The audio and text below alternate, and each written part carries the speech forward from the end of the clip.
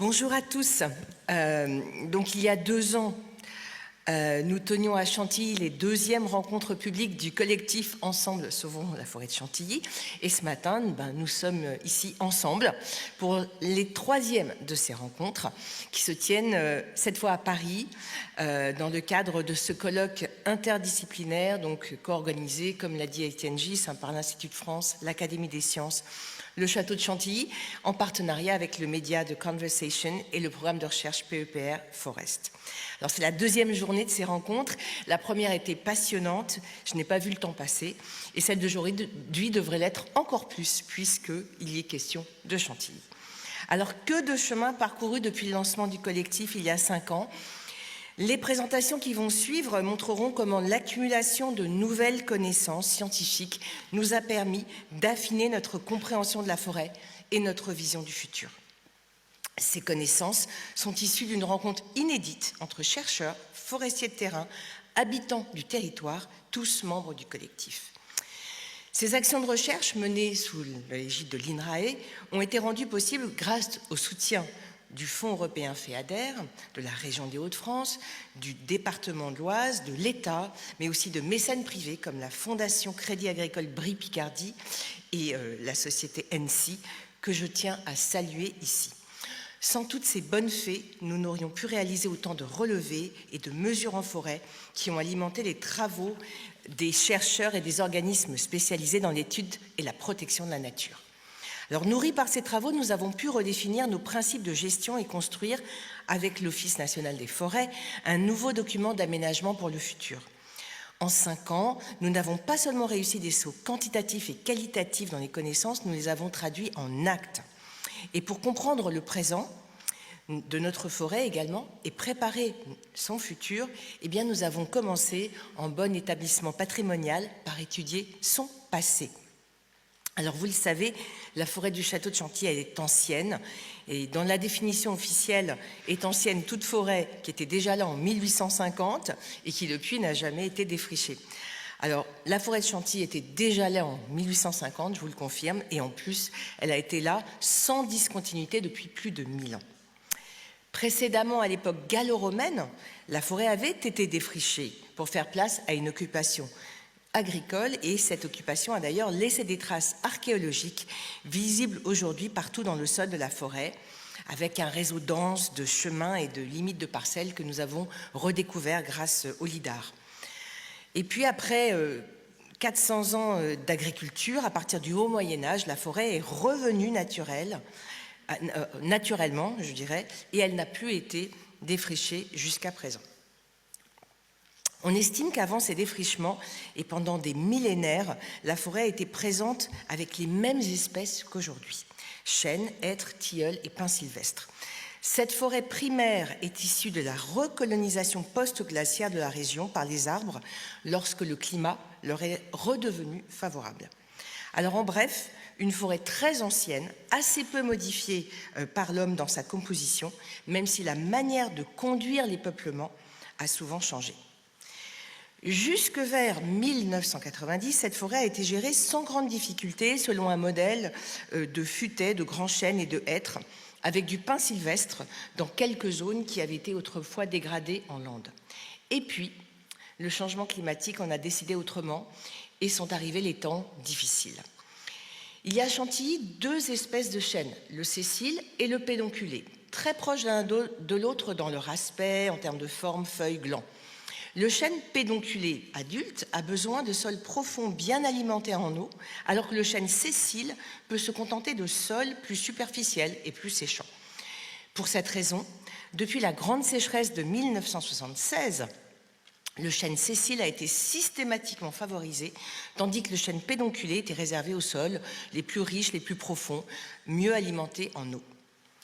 Cependant, depuis une vingtaine d'années, sous l'effet du réchauffement climatique, les problèmes se sont accumulés. Le dépérissement des chênes pédonculés s'est accéléré et la moitié de ces arbres est dans une situation de santé dégradée. Les nouvelles plantations de chênes sessiles, autrefois promises au succès, connaissent de plus en plus d'échecs. Et puis, si les fructifications en régénération naturelle des feuillus sont toujours abondantes et de qualité, eh bien la majorité des semis qu'elles produisent disparaît en 2 à 3 ans. Alors la double espace de la faible survie des adultes et de leur non-renouvellement a conduit à envisager une situation très critique où l'avenir d'un État boisé en chêne ne serait plus assuré. Nous avons cependant choisi de refuser cette trajectoire de déclin, et même si elle pouvait apparaître comme inéluctable. Donc ce refus est à la base de ce fameux collectif « Ensemble, sauvons la forêt de Chantilly » que nous avons lancé début 2019 avec quelques principes et objectifs. Faire appel à la science pour comprendre les causes des difficultés, diffuser les résultats des études de manière compréhensible et dégager ensemble des solutions à la lumière de ces résultats. La grande ancienneté de cette forêt, elle en fait un monument de la nature contenant des trésors de biodiversité. Nous en avons aujourd'hui la charge avec un grand enjeu, adapter la forêt de Chantilly au changement climatique sans dégrader son patrimoine. Cet enjeu patrimonial est également le nôtre pour les autres composantes du domaine légué à l'Institut de France par le duc d'Aumale. Les bâtiments, collections, jardins, paysages. Henri d'Orléans, duc d'Aumale, 5e fils du roi Louis-Philippe, a hérité en 1830 à l'âge de 8 ans du domaine de Chantilly et de l'immense fortune de son parrain, Louis-Henri-Joseph de Bourbon, dernier prince de Condé, prince du sang et descendant du grand Condé, le vainqueur de Rocroi. À la fin de sa vie, veuf, sans héritier direct vivant, le duc d'Aumale a décidé de léguer son domaine de Chantilly à l'Institut de France pour mieux le conserver, comme il le disait, à la France, dans son intégrité. Un petit rappel pour ceux qui l'auraient oublié ou jamais su. Le domaine de Chantilly, c'est 7800 hectares, dont 6300 hectares de forêt, 1000 hectares de terres rurales et plus de 200 baux. Ces immenses collections d'art sont conservées dans le château que le duc a fait reconstruire entre 1875 et 1885 sur ses fondations médiévales et qui est aujourd'hui le musée Condé. Ce musée abrite la 2e collection de peintures anciennes en France après celle du Louvre, de somptueux appartements princiers et une époustouflante collection de livres et manuscrits, dont les très riches heures du duc de Berry. D'ailleurs, nous avons une exposition qui va s'ouvrir en juin en hommage à ce manuscrit. Donc le château, ce sont aussi le parc de 115 hectares avec ses parterres Le Nôtre et ses jardins historiques, sans oublier des écuries 18e les plus belles d'Europe et des spectacles équestres qui enchantent petits et grands. D'ailleurs, Étienne Gis et ses petits-enfants. La forêt est nommément citée dans le testament du duc d'Aumale comme faisant partie de ce monument complet et varié de l'art français dans toutes ses branches, et l'Institut de France a le devoir de le conserver, disait-il, dans sa distribution générale. Le duc d'Aumale a été membre de 3 académies, et l'Académie des sciences n'était pas l'une d'elles, cher Étienne. Cependant, je ne doute pas qu'il se réjouirait de savoir que l'Institut de France unit ses forces avec cette prestigieuse académie pour sauver la forêt de son cher domaine de Chantilly. Il serait probablement ému que cet événement se passe ici, au Quai Conti, sa 2e maison qui, comme il le dit dans son testament, lui a fait l'honneur de l'appeler dans ses rangs à un triple titre. Lui qui a failli être président de la République et dont Victor Hugo disait « Vous faites partie de la grandeur de la France et je vous aime ». Alors sur cette belle déclaration d'amour, je laisse la place à la science et à la présentation des recherches que nous mettons en forêt du château de Chantilly depuis plus de 5 ans.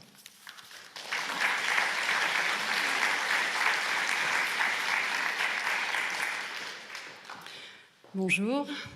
Alors, les causes majeures de l'impasse que nous connaissons actuellement au niveau de la gestion de ce domaine sont clairement identifiées. Je vous en fais la synthèse. Vous en avez entendu parler hier. Ce sont les effets négatifs du changement climatique qui soumettent nos arbres à un stress hydrique et à des vagues de chaleur. Mais il y a aussi des désordres au sein de cet écosystème. Trop grand de trop nombreux grands herbivores, la pullulation aussi de hannetons, ces petits insectes qui dévorent les racines des arbres, et l'effritement d'un modèle économique qui aujourd'hui finance la reconstitution et la gestion de cette forêt. En effet, 30% des chênes financent à 80% l'ensemble de nos recettes. Donc si ces arbres sont menacés, eh bien, il y a un problème de recettes globales. Et on a une société qui perd foi en l'impartialité de la science. Alors face à chacun de ces blocages, il a fallu mettre en place des actions de gestion. Et nous nous sommes donc organisés, excusez-moi, autour de la crise. J'appuie. Pour cela, il nous a fallu nous organiser pour œuvrer en confiance, car il fallait agir vite, mais également capitaliser l'expérience de nos actions parce que nous allions faire pour le mieux. La recherche forestière n'est pas le cœur de mission du château de Chantilly. Pour autant, il y avait urgence pour l'Institut de France d'intégrer ces nouvelles incertitudes et d'assurer ses responsabilités de propriétaire en associant les parties prenantes du territoire. La direction du château a donc fait le choix de s'entourer de personnalités convaincues qu'il fallait agir, mais aussi mieux comprendre les forces naturelles en présence. Il s'en est donc agi de mettre en place un comité de crise que nous appelons communément COMEX entre nous et qui rassemble le Parc naturel régional Ouest Pays de France, l'INRAE, l'Office national des forêts, le Conservatoire national botanique de Bailleul, notre coordonnateur des bénévoles et Hervé Le Bouler, notre conseiller scientifique. Nous avons formé les habitants aux opérations de terrain, de sorte qu'ils soient capables d'en comprendre l'intérêt, de l'expliquer et de partager avec eux le constat de la situation. Et nous avons impliqué la société civile dans un ensemble de cycles d'ateliers de prospective qui ont permis de réfléchir à la forêt de demain en intégrant deux choses, les contraintes du propriétaire et les valeurs du duc d'Aumale.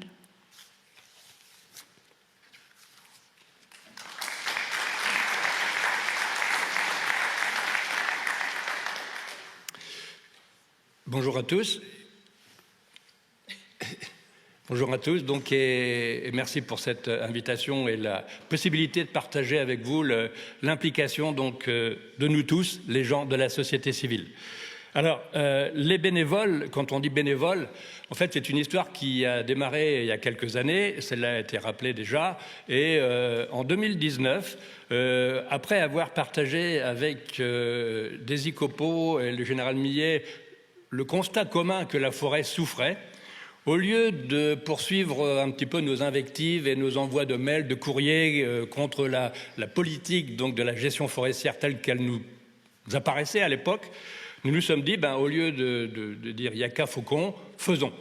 Et donc nous nous sommes assis autour de la table et c'est ainsi qu'est né donc ce fameux groupe de bénévoles qui était à titre individuel disposé à mieux comprendre, à agir dans cette forêt. Et d'une vingtaine au départ, nous sommes aujourd'hui sur le fichier que je tiens à jour à plus de 440 bénévoles. Alors évidemment, les 440 ne sont pas tous les matins au poteau des Grandes Ventes prêts à retrousser les manches, mais il y en a une bonne cinquantaine qui ont participé à l'ensemble donc des travaux.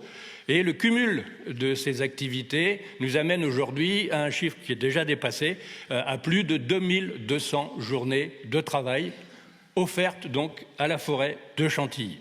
Alors, ce qui est intéressant, le thème de ces deux journées, c'était agir, comprendre et donc communiquer, transférer. Et vous avez ici résumé en fait ce que nous avons pu faire collectivement, sachant qu'à chaque action, il y a une formation qui nous est donnée par les forestiers, par les chercheurs, par des chasseurs aussi, puisque c'est une caractéristique de notre collectif.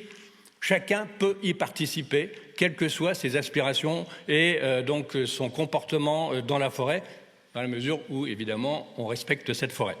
Et globalement, nous avons fait l'inventaire forestier, nous avons participé à une tâche inédite qui était la meilleure connaissance du sol, avec sur 13 000 points des prélèvements d'échantillons pour ensuite être analysés. On a regardé la flore du printemps, on a participé à des comptages, à des inventaires donc des grands animaux. Et puis, tout ceci va nous permettre aussi de mieux comprendre les orientations donc, qui vont être données par les responsables de la forêt. Et en bas à droite, il y a l'aspect communication, parce qu'à nos yeux, c'est également quelque chose d'important pour nous, puisque à partir du moment où on commence à comprendre la forêt, notre objectif, c'est aussi de partager avec nos familles, nos voisins. Et donc on a l'opportunité depuis 5 ans maintenant d'accueillir des classes en forêt d'Ermenonville, lycée, primaire, de rencontrer des randonneurs à la Bilbao et puis de leur expliquer ce que nous faisons, et du coup on recrute en même temps des bénévoles, et puis de recevoir beaucoup de journalistes de plus en plus, et nous les remercions. Donc on travaille en collaboration avec l'équipe communication du château, et puis on a aussi participé à l'élaboration de concepts qui intègrent la société civile. Au niveau de l'ONF, donc, il y a un projet national qui s'appelle Forêt Société, donc avec Céline Ogroski, sur la base de ce qui s'est fait à Chantilly. Elle a donc pu développer un projet qui est aujourd'hui, qui essaime dans d'autres forêts françaises. Et puis, elles sont dans la salle ici, donc les collègues de Les Nuits des Forêts, et non pas La Nuit des Forêts, en fait, sont venus à Chantilly. Elles ont aimé ce qui était fait et nous les avons aidés à développer ce concept du wooding, inspiré de l'agriculture, où des personnes, quelles qu'elles soient, viennent passer un moment en forêt. Et en échange de ce moment, on est en train de réfléchir comment les accueillir, donc pour éventuellement passer 2-3 jours dans la forêt de Chantilly. Donc voilà, c'est vraiment pour nous une très belle histoire. Quelques illustrations pour rester dans les temps. Ce qui est important aussi, c'est que l'humain et la convivialité sont au rendez-vous à chaque fois que nous nous retrouvons en forêt. Et donc les thèmes de ces 2 journées, sous le titre donc de comprendre la forêt, pour nous il était important d'agir, de comprendre et ensuite donc de transférer nos connaissances. Donc une très belle histoire et merci à vous.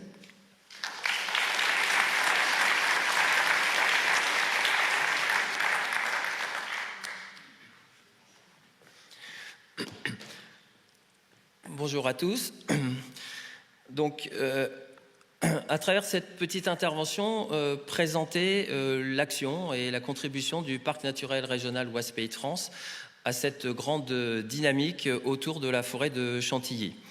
Alors, le territoire du parc, c'est 70 communes, à cheval sur 2 régions, donc 2 départements, qui sont donc membres du parc. Et puis, au sein de ce territoire, le massif de Chantilly et Chantilly sont finalement un des joyaux, à la fois par la forêt, mais aussi par le côté patrimonial, patrimoine historique. Les parcs ont un certain nombre de missions. On pense particulièrement aux problématiques de valorisation du patrimoine, de la préservation de l'environnement, du développement, de l'accueil, de la sensibilisation du public. Mais il y a également, dans la loi, prévu de s'intéresser aux actions un peu expérimentales, à mettre en place des démarches innovantes et d'appuyer des recherches en lien avec le développement local. Et donc c'est tout naturellement que le parc s'est mobilisé autour de la démarche aujourd'hui d'ensemble Sauvons la forêt de Chantilly. Et dès le début, en fait, le parc a œuvré en mettant en œuvre la mobilisation d'un certain nombre de financements sur ces programmes d'action. Qui viennent pour une partie de la région, de l'Europe, des départements, notamment du département de l'Oise. Et puis aussi, un point important a été la mobilisation de son ingénierie et de ses outils, de ses ressources aussi matérielles en salle, puisqu'on accueille régulièrement les différentes réunions et travaux, ce qui permet sur les plans de connaissances, aussi d'informatique et d'outils, d'accompagner cette démarche. Alors, le parc a une sensibilité particulière pour les enjeux de patrimoine naturel et notamment de biodiversité.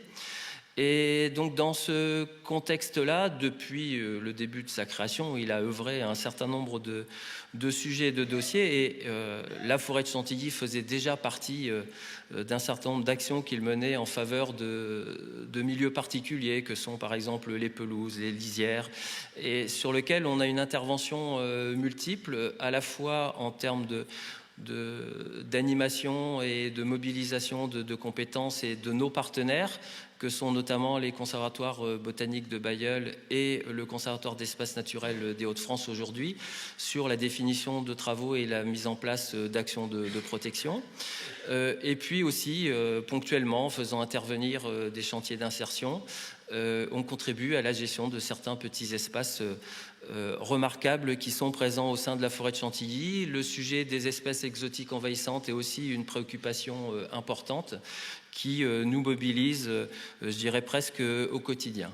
Et puis pour finir, et plus donc récemment, à travers ce rôle de coordination, le parc a apporté une contribution dans le cadre de la révision de l'aménagement forestier de Chantilly sur la prise en compte de la biodiversité et en tout cas les pistes d'action à mettre en place et à développer par la suite. Merci.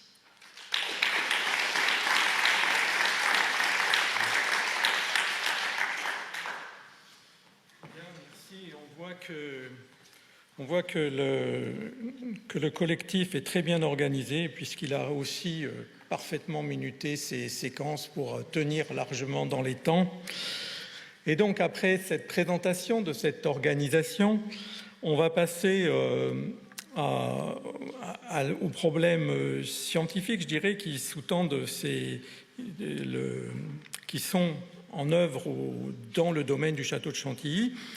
Et donc en commençant par la présentation de Hervé Le Boulaire sur le facteur déclenchant à tous les problèmes, l'évolution rapide et brutale du climat.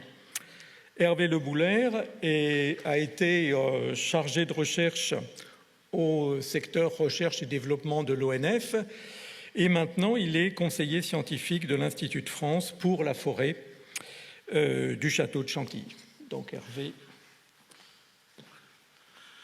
Bonjour, autant veut dire que ce qu'a dit Valérie Masson hier vaut pour Chantilly, pas mieux, hélas, aussi pire.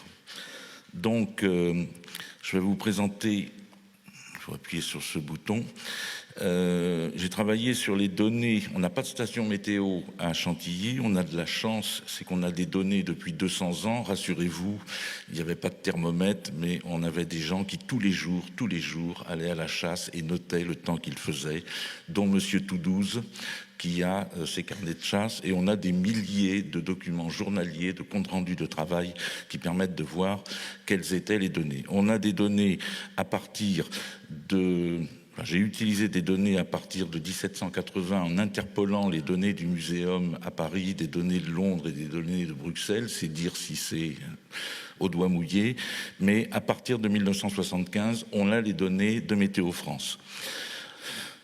En faisant des bilans par année, on obtient les températures moyennes en saison de végétation d'avril à septembre, et ça c'est vraiment important parce que ce qui se passe pendant l'hiver, quand les arbres n'ont pas de feuilles, n'a pas beaucoup d'impact, sauf pour remettre la réserve en eau du sol qui est faible chez nous. Plus la somme des précipitations d'avril à septembre, plus la somme des besoins en eau.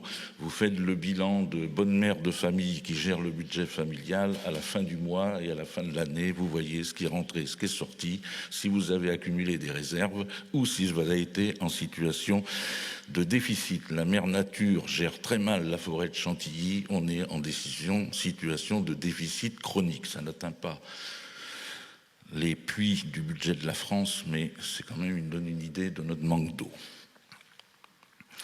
Alors les résultats du climat observé, et vous le voyez ici, je ne sais pas si c'est la droite ou la gauche, les températures moyennes, eh bien, on est sur une courbe qui nous amène à un réchauffement de 2 degrés qui est déjà acté, et tout laisse penser qu'on va aller vers 2 degrés supplémentaires. 2 degrés de plus, ce n'est pas la prolongation. 2 degrés de plus, c'est passer dans un autre monde. Et sur la droite ou la gauche, je ne sais pas comment vous le voyez, vous avez 2 choses qui sont les précipitations pendant la période en saison de végétation. Et vous voyez que là, il y a un phénomène qui fait qu'avant 2000, on avait des précipitations moyennes pendant l'été de 337 mm, ce qui n'est déjà pas beaucoup. Et on est passé de 2002 à 2022, et plus particulièrement dans les dernières années, à 297 mm. C'est un manque énorme. Il y a deux explications. Ça peut être un changement complet de climat, mais ça peut être ce qu'on trouve déjà dans la Bible depuis longtemps, les 7 années de vaches maigres et les 7 années de vaches grasses. Donc c'est bien la question. Et la conjonction évidemment entre l'augmentation des températures et le déficit de précipitations amène une augmentation importante du déficit hydrique. La forêt a soif. Et comme on est déjà dans des limites de ce que l'on connaît de la présence de ces chênes dans le climat, on est au-delà de la limite. Et quand on est passé au-delà de la limite, je ne dis pas qu'on est passé dans l'incompatible, mais on est rentré dans l'inconnu. Et on est, depuis 2002 à 2022, on a 12 années qui avaient des conditions climatiques qui étaient des conditions qu'on retrouve ou qu'on retrouvait dans la région méditerranéenne, quelque part entre Toulouse et Carcassonne. Donc la question qui se pose, est-ce qu'on a une rupture durable à partir de 2022 qui ne correspondrait pas au modèle, je le dis, de changement climatique, mais qui reste malgré tout une question qui, je pense, doit limiter le temps de sommeil des météorologues, ou est-ce qu'on est dans une période exceptionnelle qui nous amènerait à un retour de situation qui serait non pas normale, mais dans la moyenne de l'évolution du climat, et auquel cas on aurait un espoir en disant, on l'a vu hier, ceux qui ont passé la période critique auront au moins devant eux un petit peu de temps, et surtout nous. Alors les projections d'ici la fin du siècle, eh bien, les températures vont continuer probablement à bouger avec les aléas annuels. Par contre, il est difficile de trancher sur le déficit de précipitation 2003-2022. Est-ce que c'est un accident naturel de toute histoire du climat ou est-ce que c'est le signe, est-ce que les signes, excusez-moi du vilain jeu de mots, est-ce qu'on a un vol de cygne noir qui s'est posé sur le bassin parisien ? Là, ce que je vous ai présenté, ce petit graphique, donne en abscisse des décennies de 10 ans en 10 ans jusqu'à 2083 et en ordonnée, c'est la probabilité de revoir une période de 10 ans qui aurait des conditions climatiques comme celles que l'on a connues. En bleu, c'est l'hypothèse où c'était un accident et donc la probabilité que ça se reproduise nous amène vers 2050. Alors vous allez dire, mais de toute façon, si au bout du compte, vu la vie d'un chêne, on retrouve les mêmes conditions, les mêmes motifs amèneront les mêmes punitions. Oui, la différence, c'est qu'on a 30 ans ou 50 ans devant nous. Par contre, si on a un changement climatique, encore une fois, je le précise, qui n'est pas dans le consensus météorologique ou climatique, on aurait, à partir de maintenant, la probabilité d'avoir ce genre de problème. Donc les conclusions, depuis 20 ans, on a une rupture réelle, déficit hydrique en forte croissance, on n'a jamais vu ce genre de problème. C'est le déclencheur probable du dépérissement, on se méfie du bouc émissaire qui nous amènerait à dire le changement climatique est la cause de tout, des températures conformes au modèle, et sur le déficit hydrique, il y a deux hypothèses. Pas de tendance, c'est un effet du hasard, ou bien on a déjà un changement climatique durable.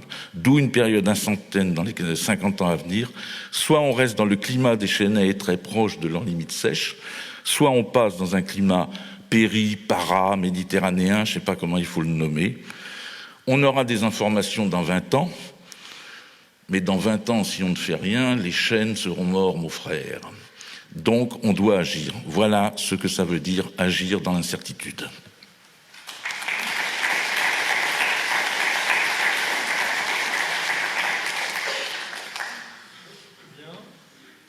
Eh bien, après le constat donc, du réchauffement climatique, est-ce accident ou bien tendance, on va passer au constat, au diagnostic scientifique approfondi sur le dépérissement des arbres et ses causes, avec Laurent Saint-André, qui est directeur de recherche à l'INRAE Nancy.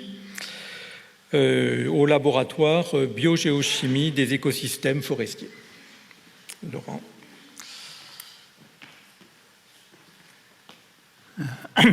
Bon, bonjour à toutes et à tous. Merci Jacques. Hier on vous a fait peur, voilà, avec tout plein de malfaiteurs, la pollution, les usagers des forêts, le marché du bois, la gestion, le sol, l'histoire, ou la faute à pas de chance, tout bêtement, ou autre chose qu'on n'a pas découvert. Et donc, il fallait mettre en place une méthodologie pour déterminer ce qui se passait et comment agir. Hervé vient de le dire, il fallait agir. Et là, tout le propos qui va vous être présenté après moi, ça va être de vous montrer que finalement, ces malfaiteurs-là, peuvent se révéler d'être des opportunités. Et donc, ouvrir des pistes pour l'adaptation de la forêt de Chantilly. Alors, on est obligé de faire de la recherche et de l'action en même temps. Donc en fait, c'est du jus de cerveau au départ. Des scientifiques, des techniques, des opérationnels. Il faut apprendre des échecs, principalement des échecs, et des succès, parce qu'on a tendance à publier des succès, à se gargariser de tout ce qu'on a bien fait, mais tout ce qu'on a mal fait, qui est beaucoup plus large, on s'en prend jamais. Alors qu'il faut garder cette information-là, il faut la garder en tête parce qu'elle est précieuse. Donc il faut conserver ces informations, les diffuser, les discuter, et c'est tout l'enjeu de la recherche participative, et notamment c'est tout ce qu'on a fait avec les bénévoles qui étaient coordonnés par Jean-Charles, dont beaucoup sont dans la salle. Bonjour tout le monde. Alors la recherche et l'action. C'est parti comment? C'est parti des acteurs de terrain qui ont exprimé leur désarroi face à la forêt qui se meurt, et puis ils ont formulé des questions pratiques sur l'aménagement, sur la stratégie. Donc c'est ce qu'on appelle l'aménagement en forêt. Ou sur la tactique, c'est qu'est-ce qu'on fait au quotidien. Et après, il y a les géos, les gentils organisateurs. Mais c'est tout le monde, c'est les scientifiques, c'est les propriétaires, les gestionnaires, les citoyens, les élus, les chambres d'agriculture, le PNR, Jean-Luc en a parlé, qui transforment ce désarroi en thématique de recherche et d'innovation. Ça, c'est important. Et puis, comme on est nombreux, qu'on couvre différents domaines, on peut mobiliser nos réseaux, nos propres réseaux de compétences, et c'est ça qui fait qu'on a pu avancer très rapidement. Et puis, on aboutit à la mise en place d'un plan de recherche et action qui comptait plus de 35 actions. Donc, globalement, c'est un immeuble avec ascenseur, parce que les actions se parlent entre elles. Elles sont formalisées, décrites, et le financement est progressif. Alors, quand je dis progressif, on est allé le chercher avec les dents. On n'est pas arrivé en tendant la main et en disant voilà, on a besoin de faire ça. Non, on est allé les accrocher. Tout est planifié, et puis la mise en œuvre organisée. Et puis, face à l'urgence climatique, on a 50 ans, Hervé vient de le rappeler, il faut tout faire en même temps. Cerner le problème, le comprendre, projeter, organiser l'action, évoluer, évaluer et corriger quand on fait des erreurs. Alors, la démarche scientifique. D'habitude, nous, on s'arrête à la partie comprendre. Voilà. Et en fait, quand on discute avec Daisy, Hervé, Christophe, ils disent « Ouais, mais Laurent, c'est bien, parce que comprendre sur 60 fosses, sur les 6000 hectares, ça va vous apprendre des choses, mais moi, j'ai besoin d'avoir l'information sur l'ensemble du massif. Parce que c'est sur l'ensemble du massif que je fais mon action. » Donc, on a utilisé des technologies modernes, on en a parlé hier, donc elles ont été mises en œuvre à Chantilly, pour spatialiser l'action, avec du lidar aérien, de la spectrométrie infrarouge. Et puis on bénéficie en plus à Chantilly des archives du château qui sont extrêmement précieuses et qui nous ont permis de comparer ce qui se passait en 1766, donc du temps des princes de Condé, la gestion du temps des princes de Condé, comparé à ce qu'on fait maintenant. Alors, quelques exemples de résultats. Alors, hier, Nathalie a montré que le pic était en 2018. Chantilly, le pic, il était en 2021, même 22, sur le dépérissement. Et donc, on a un dépérissement qui est complexe, qui s'est généralisé à toutes les espèces, quasiment, individualisé et qui s'accélère pour toutes les essences. Alors, les causes, ça a été dit hier, on a des arbres âgés, on a des stocks sur pied importants. Donc, quand on a plein d'arbres, pour la même réserve utile en eau, chacun souffre. Un point important de l'histoire sylvicole par la favorisation du chêne pédonculé, Madame Miller en a parlé, et aussi le caractère individuel qui interpelle. Et puis si on compare par rapport à 1766, les stocks sur pied des arbres qui étaient mis en réserve, c'est-à-dire des arbres qu'on voit actuellement pour faire du mérin, etc., il est beaucoup plus important aujourd'hui qu'en 1766. Et par ailleurs, la diversité spécifique est beaucoup plus importante maintenant qu'en 1766. Donc ça nous permet d'avoir du recul et de pouvoir dire, la forêt, certes, elle meurt, mais elle n'a quand même pas été si mal gérée, puisqu'on a une augmentation des stocks et on a une augmentation de la biodiversité. Ça, c'était pour Daisy. Alors, les cartes pour agir. Où? En fait, pourquoi on a besoin de cartes? C'est où faire, quand faire et comment faire. Et donc, à partir d'un instrument comme le LIDAR, on peut avoir des informations sur la localisation de la ressource en bois. On a aussi des informations qui nous permettent de renouveler la forêt, c'est-à-dire les espaces où on va pouvoir installer la régénération ou aider la régénération à s'installer ou amener de nouvelles espèces. Et tout ça, c'est cartographié sur toute la forêt de Chantilly. Et puis, on a des cartes qui nous permettent... L'année dernière, je ne sais plus lequel c'est, merde. Oui, c'est les éclairements. Et donc les éclairements, c'est le nombre de watts qui arrivent au sol tous les mois. Et ça permet de déterminer le choix des essences de façon très localisée. C'est les essences de lumière, les essences d'ombre, qui vont nous permettre de savoir, à tel endroit, il va falloir plutôt favoriser telle essence par rapport à telle autre. Et ces cartes, je vais en revenir dans ma dernière présentation, elles sont définies avec les acteurs de la gestion et puis utilisées dans le plan d'aménagement.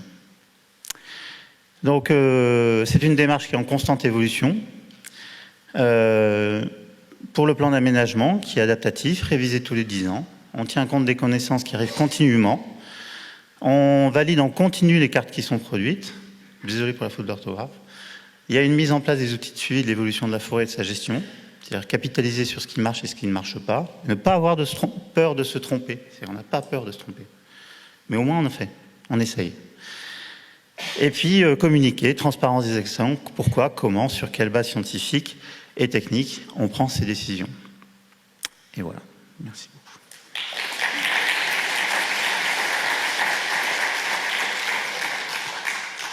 Bien, et bien, en fait, on a vu hier l'importance des sols, que en fait la moitié de la forêt est dans les sols, ce n'est pas la partie visible, et ces sols ont une importance primordiale. Et l'intérêt à Chantilly, c'est d'avoir fait ce qui ne se fait pas beaucoup ailleurs, c'est des placettes, mais avec des fosses, des fosses qui permettent d'analyser le sol. Et donc maintenant, on va avoir donc un exposé à la fois par Laurent, que je ne représente pas, et puis Aurélie Deveau, qui est aussi chercheuse à l'INRA Nancy, au laboratoire Interaction Arbres-Micro-Organismes, INRAE, Université de Lorraine. Et donc, sur le sol en forêt, une relation complexe avec les arbres de la forêt.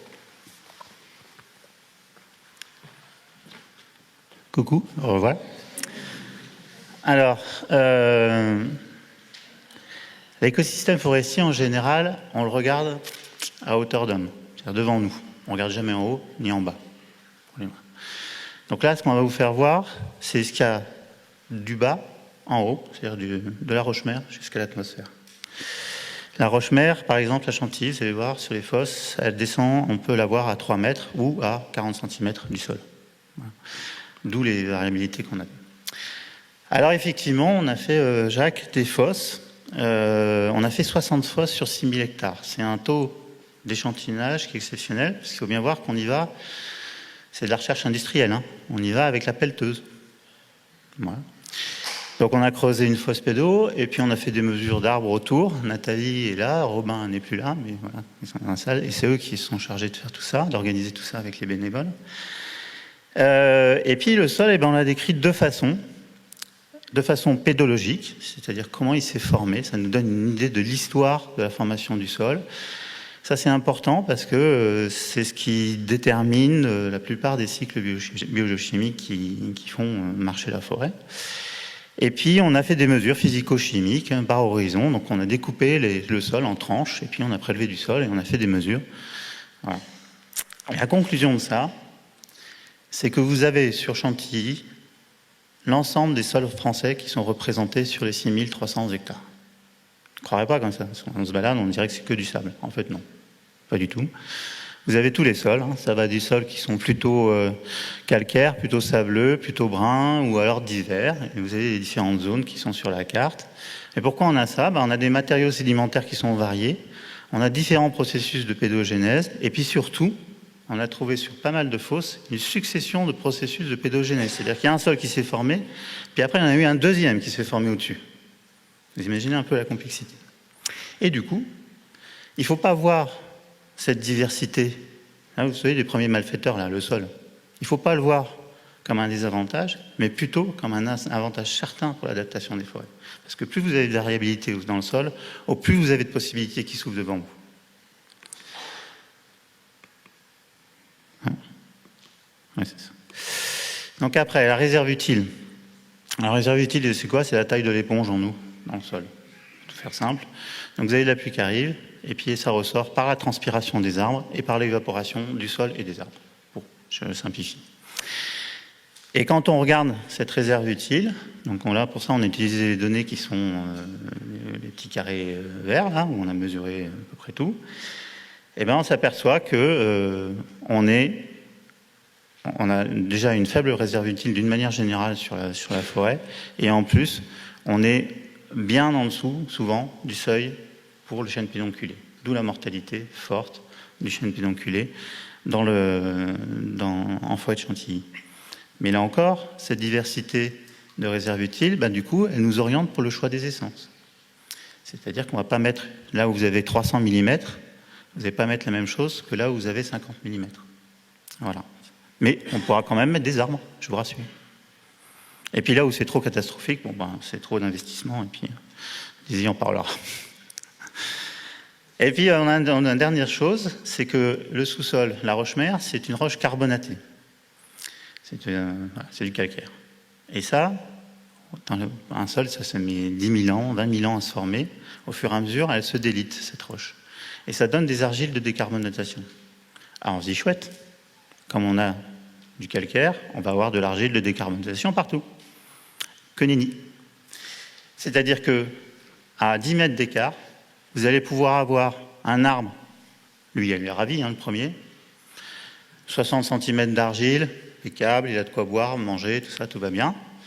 Et celui qui est 10 mètres à côté, rappelez-vous, je vous ai dit un caractère individuel qui interpellait, 10 mètres à côté, lui il n'a plus rien à manger, plus rien à boire. Même s'ils ont le même patrimoine génétique, le deuxième il va mourir. Voilà.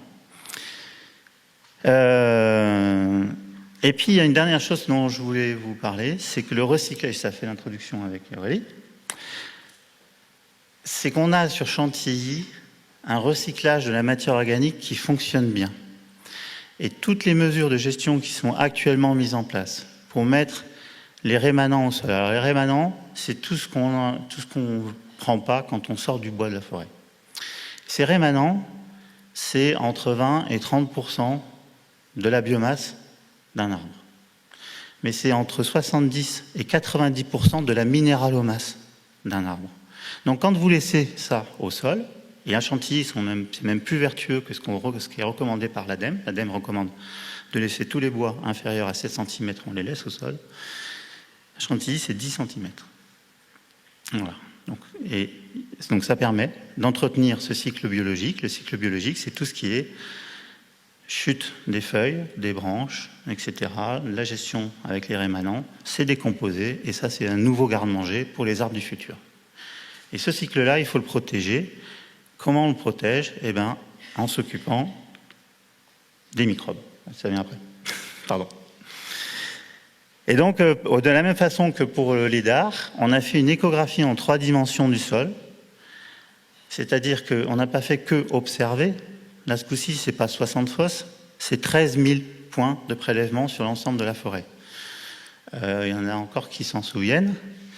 On a creusé le sol sur 13 000 points. On a récupéré le sol. On est passé en spectrométrie infrarouge. Et ça nous a déterminé les types de sol qui nous orientent pour le choix des essences. Et vous allez voir une autre carte de type de sol. Ah oui, c'est bon. Une autre carte type de sol. Une autre carte type de sol qui sera présentée par Daisy, qui sera la traduction de cette carte-là qui vient de la recherche en carte pour la gestion. Donc vous aurez une différence, mais c'est pas grave. Les carbones, les services, les cartes de propriété qui traduisent les services rendus par la forêt, autres que production de bois, comme le carbone du sol, et puis le pH du sol, je refais une intro pour Aurélie, et qui permet de spatialiser des fonctions qui sont difficiles à mesurer, comme l'activité biologique et le fonctionnement microbien. Et là, normalement, c'est à toi.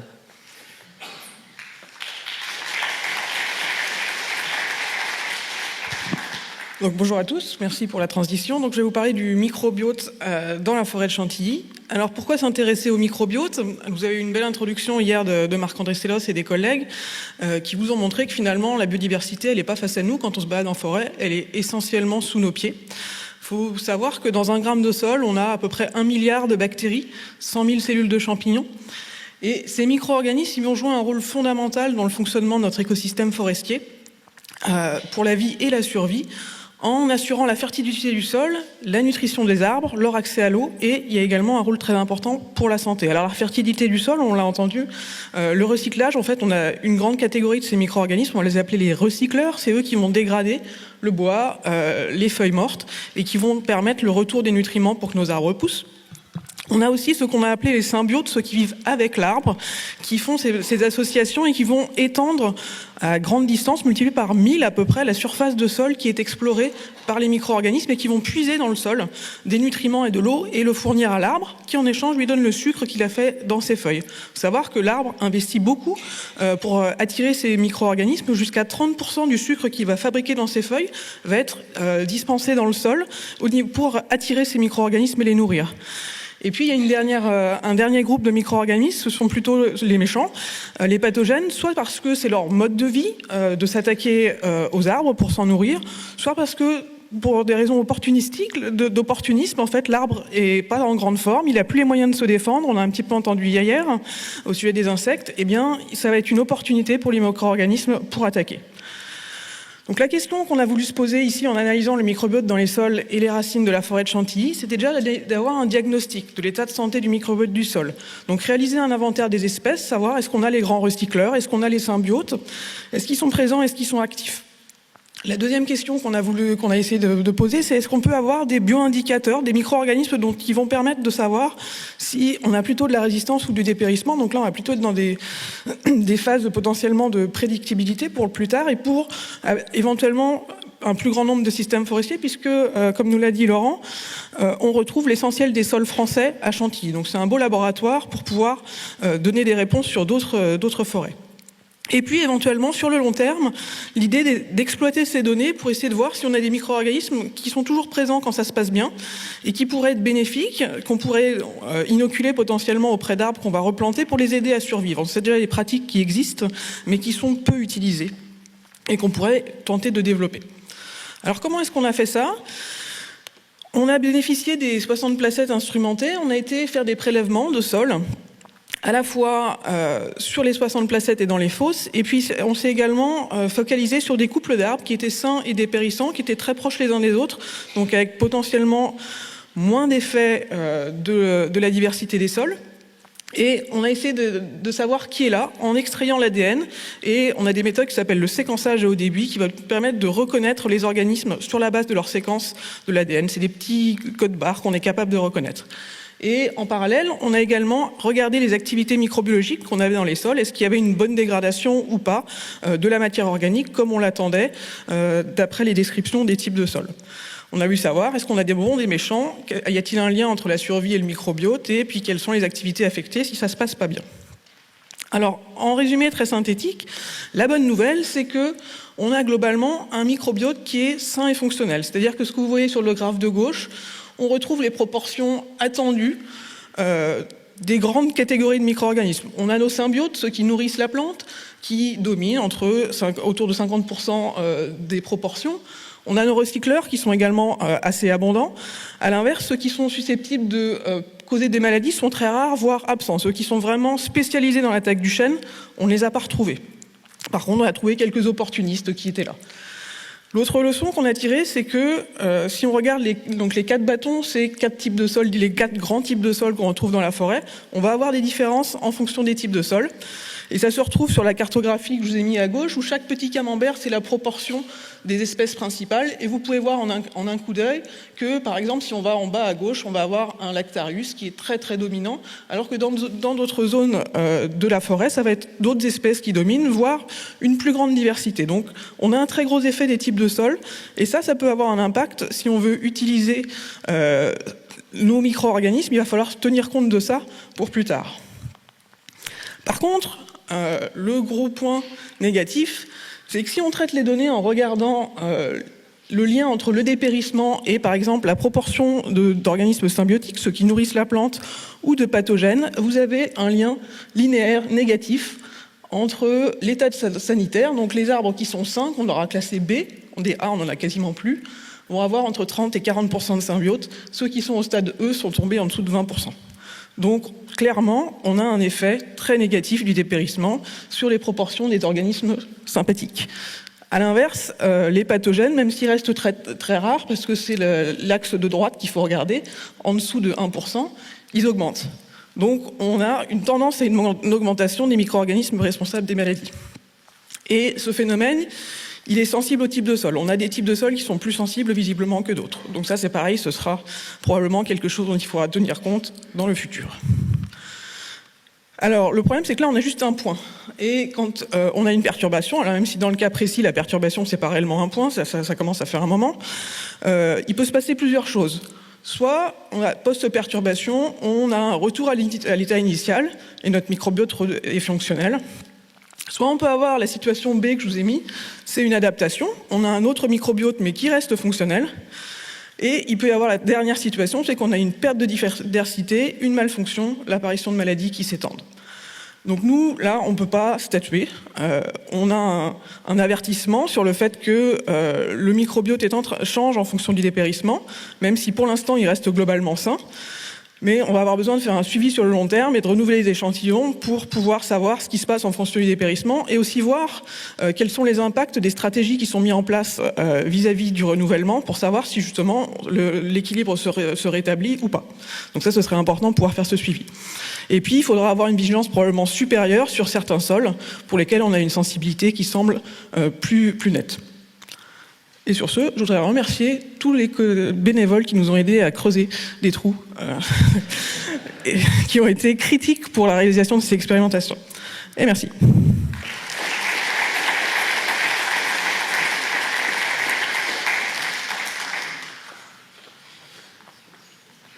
Donc vous avez compris que l'importance des sols en forêt, mais bon, le sol n'est pas tout, il faut quand même y mettre des plantes. Et ça va être le rôle de Jean-Christophe Auguel, directeur adjoint au Conservatoire botanique national de Bailleul, de nous parler des études de végétation des conservatoires botaniques nationaux de Bailleul et du bassin parisien. Merci pour la transition. Donc effectivement, on a vu le sol, on a vu les arbres. On va regarder un petit peu aussi ce qui se passe au niveau des plantes herbacées. Donc c'est une étude qui a été conduite effectivement sous maîtrise d'ouvrage du PNR par moi-même et des collègues du Conservatoire botanique de Bailleul et du bassin parisien, parce qu'il y a une petite partie dans le territoire du bassin parisien. Alors c'est une étude qui a été conduite en 2021 et qui est en cours en fait d'actualisation parce qu'on n'a pas pu tout faire en une seule année. Et qui avait deux grands objectifs. Déjà, identifier toutes les végétations, parce qu'en fait, autant les forestiers connaissent bien les parcelles avec les essences au sein des parcelles, les végétations, il y avait jusqu'à présent jamais eu d'études complètes sur ce massif de Chantilly qui avait permis de déterminer toutes les associations végétales du massif. Donc il fallait identifier ces végétations, mais pas que les végétations forestières, aussi toutes les végétations de lisière, notamment, qui sont très importantes, on verra pourquoi après. Et le deuxième temps de l'étude, c'était, en se basant sur les prédictions, les modèles climatiques à venir, de formaliser des scénarios prédictifs puisqu'on a vu que pour les arbres, c'est à peu près connu les scénarios prédictifs, hein, des arbres qui vont disparaître, donc qui pourraient apparaître ou être plantés. Pour les végétations, c'est-à-dire aussi les plantes vasculaires herbacées, on n'avait pas ces informations-là. Alors, moi aussi, je vais féliciter les bénévoles pour le coup de main qu'ils nous ont donné, hein, sous la houlette de Jean-Charles. C'est qu'ils nous ont donné un bon coup de main pour recenser un certain nombre de plantes vernales. Là, vous avez l'exemple de la jacinthe des bois, par exemple. C'est tous les petits points violets qui apparaissent. Ce qui nous a permis, en croisant, vous allez voir un petit peu après pourquoi, comment, d'avoir suffisamment d'informations pour pouvoir comprendre la végétation du massif. Alors, quelle était la méthode utilisée? C'est la méthode de la phytosociologie. Hein, donc, on fait un relevé sur une surface de végétation homogène. On relève toutes les espèces de toutes les strates de végétation, hein, donc herbacées, arbustives et arborées, y compris les mousses, hein, quand il y en a. On attribue un coefficient d'abondance-dominance, hein, de 1 à 5 en fonction de l'abondance. Et ensuite, on analyse ces relevés dans des tableaux ordonnés pour donner un nom à ces végétations, alors que ce soit des végétations forestières ou des végétations ouvertes, c'est-à-dire non boisées. L'intérêt de cette méthode, c'est qu'il y a une force intégratrice très, très, très importante.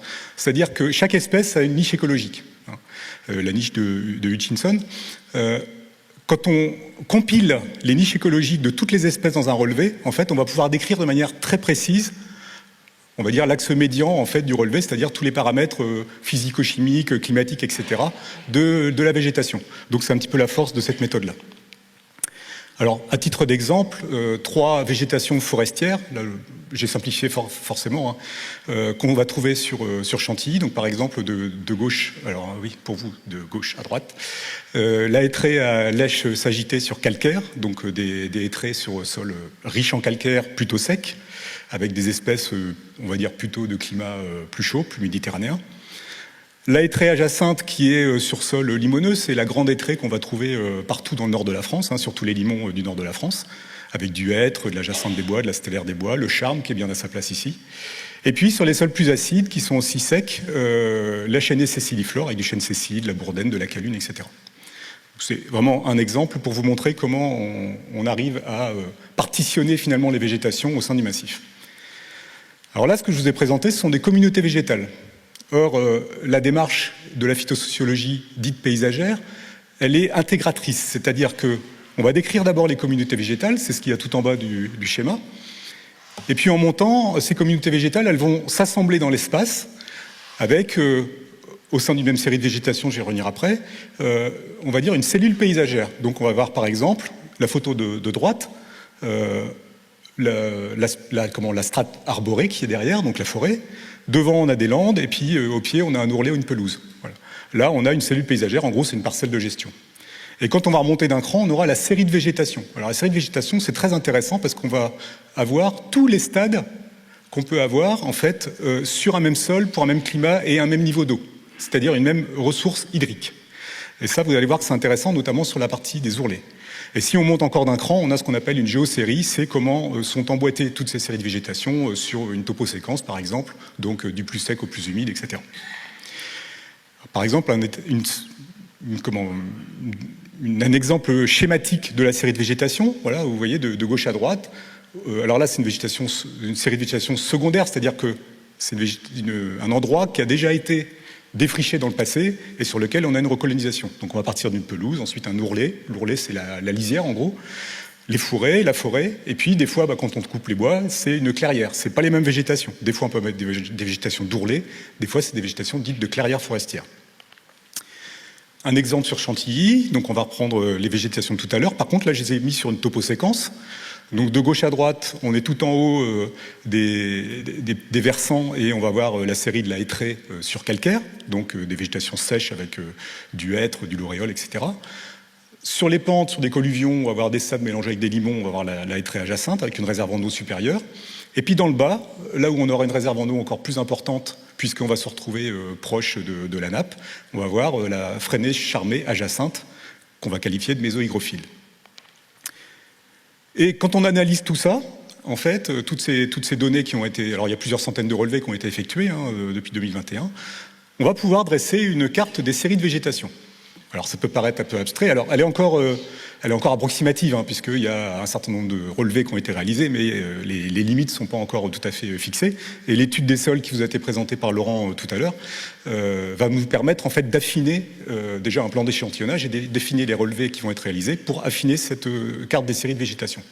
En gros, vous voyez, tout ce qui est plutôt marron foncé, c'est les séries de végétation sur les sols plutôt acides.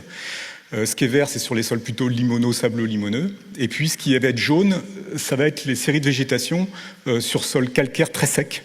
Donc, les végétations les plus xériques, celles qui vont se rapprocher le plus, on va dire, des climats à venir dans le cadre du réchauffement climatique. Alors, sur cette base-là, la carte des séries de végétation, on a projeté des scénarios climatiques différents, avec des facteurs d'aggravation potentiels. Alors, on a pris d'abord un axe nord-sud, ou sud-nord en fonction de la manière dont on le regarde, en partant d'un postulat, c'est qu'on a une correspondance entre la juxtaposition des végétations le long d'un axe géographique, ici c'est un gradient du nord au sud, ou du sud au nord, et la succession temporelle des végétations dans l'espace en fonction d'un paramètre qui va être le changement climatique. C'est un petit peu tout ce qu'on a vu depuis ce matin. Donc pour ce faire, on a identifié toutes nos végétations, le travail précédent, et on a contacté tous nos collègues des autres conservatoires botaniques de France, et on leur a demandé, chez vous, pour même type de sol, même type d'hygrométrie, même pH, etc., quelles sont les végétations, notamment forestières, que vous allez trouver. Donc, ils nous ont envoyé tous leurs relevés, on a pu mettre des tableaux de synthèse en place. Alors, juste un petit aparté, c'est que on va le faire aussi, mais là, j'ai juste mis Champagne-Ardenne et Massif de la Hartz. On va le faire parce qu'en fait, on se rend compte aussi, il y a des publications plus récentes, notamment sous l'égide de Guillaume de Coq, par exemple, qui montrent qu'on a aussi des déplacements probablement est-ouest, enfin ouest-est, pardon, non, est, de l'est vers l'ouest, voilà, de végétation herbacée en lien avec une certaine continentalisation, voilà, et une eutrophisation. Je ne vais pas rentrer plus dans le détail. Ça, c'est le travail qu'on va faire cette année. Voilà, alors comment ça se situe? Vous voyez, donc ça, c'est les tableaux de synthèse phytosociologique. Je vais vous faire grâce des noms latins. Voilà. Ce sont des tableaux de synthèse donc, qui sont classés en fait du nord au sud. Donc Chantilly, Orléans avec un climat plus sec, Charente-Maritime, Dordogne, et puis plus à droite, c'est le Languedoc toulousain avec une sécheresse très marquée. Donc, quand on va classer en fait les relevés que nous ont transmis les collègues, on va se rendre compte d'une chose, et c'est le tableau de droite, c'est qu'on va vers un réchauffement, et donc on va voir des disparitions d'espèces et des apparitions d'autres espèces. Et ça, c'est très très informatif pour l'avenir des végétations sur Chantilly. Par exemple, sur les forêts sur calcaire, sur Chantilly, on avait y compris des choses un peu incongrues. On avait du muguet, du lamier jaune, le tilleul à petites feuilles. Tout ça, c'est probablement des espèces qui vont disparaître des végétations sur calcaire. Par contre, elles pourront être remplacées par le géranium sanguin, le grémille, le dompte venin. Voilà. En conclusion, il nous a apparu à la lecture, à l'analyse de tous les tableaux phytosociologiques qu'on a pu analyser, que l'assèchement sera plus important que le réchauffement. Alors forcément, il y en a un qui est la conséquence de l'autre. Mais ce qui va plus conditionner l'évolution significative des végétations herbacées, ça va être l'assèchement. Donc la réserve en eau, voilà. Il est probable que les boisements vont subir une perte plus ou moins violente de leur flore actuelle, selon les différents scénarios climatiques, c'est-à-dire qu'on va avoir des changements assez significatifs de la flore herbacée en sous-bois. Ça, vous verrez dans ma deuxième présentation les impacts que ça peut avoir en termes de gestion. Et cette flore, elle pourra être remplacée partiellement par des espèces présentes actuellement dans les lisières du massif forestier, mais aussi probablement par des espèces opportunistes. Et ça, c'est la transition pour la présentation d'après. Je vous remercie de votre attention.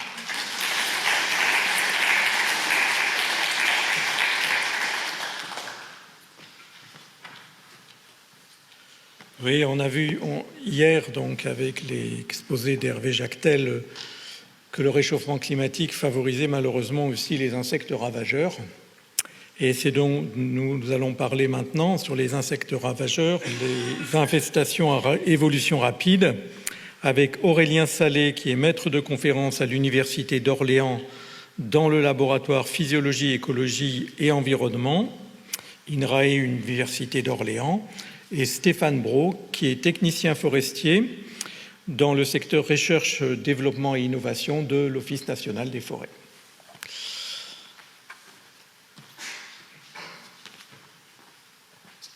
Bien, merci. Bonjour à tous. Donc du coup, je vais vous introduire rapidement cette petite partie insectes ravageurs. Donc à la fois des insectes en fait qui vont profiter des contextes de dépérissement, mais aussi des insectes qui peuvent aussi contribuer au dépérissement forestier.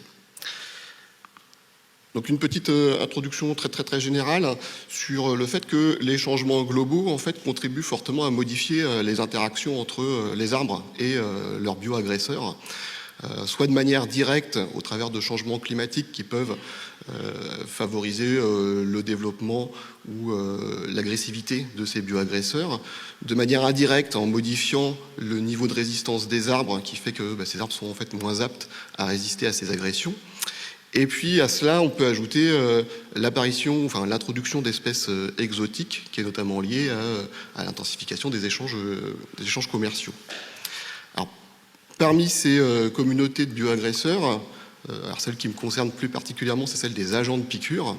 Donc les agents de piqûre, en fait, c'est une communauté d'insectes coléoptères, grosso modo des scolites, qui est relativement diversifiée en France. On compte une dizaine d'espèces différentes, et qui vont partager en fait une écologie qui est commune. Ces insectes viennent coloniser les bois dépérissants, ils creusent des réseaux de galeries dans le bois. Dans ce réseau de galeries, ils déposent des spores de champignons et les champignons en fait vont se développer dans le bois. Ils vont venir tapisser avec leur mycélium l'intérieur des galeries et ce mycélium va servir ensuite de substrat pour le développement des larves. Et donc le fait de creuser ces galeries va entraîner un dégât qui est caractéristique et qui est bien connu des forestiers qui s'appelle la piqûre noire. La piqûre noire parce que ces galeries prennent une teinte noirâtre lorsque le mycélium finit par mourir.